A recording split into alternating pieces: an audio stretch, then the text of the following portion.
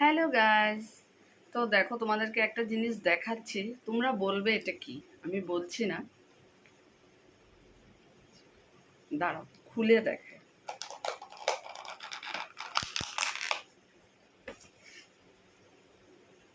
দাঁড়াও আমি নিয়ে নিই, তারপরে দেখাচ্ছি। এই যে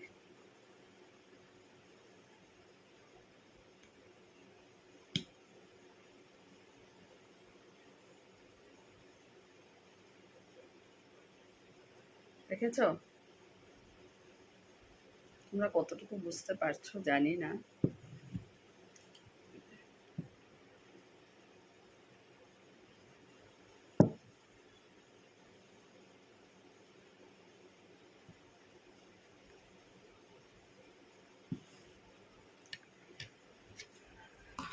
এটা এই গরমের সিজনে মানে খাওয়া হয়। তো আমি একটু চিনি নিয়ে নিচ্ছি,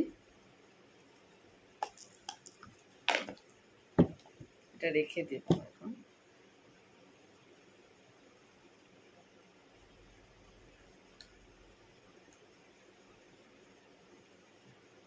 আমি খেয়ে নিই, তারপরে লাস্টে বলবো তোমাদেরকে যে এটা কি খেলাম।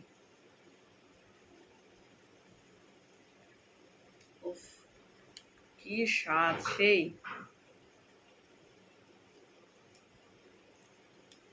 ভিতরটা পুরো ঠান্ডা হয়ে গেল।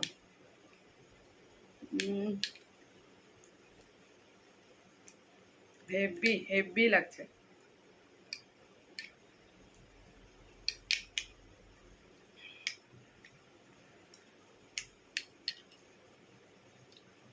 দাঁড়াও খেয়ে নি, তারপর বলছি।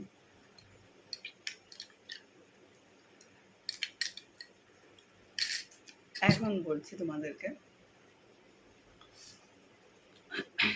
এটা হলো বেলের শরবত।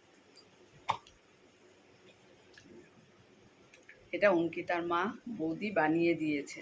এত টেস্টি, আজকে কয়েকদিন ধরে দিচ্ছে। আজকে মানে আজকে 5 দিন হবে এটা নিয়ে। এত সুন্দর করে বানিয়ে ফ্রিজে রেখে দিচ্ছে।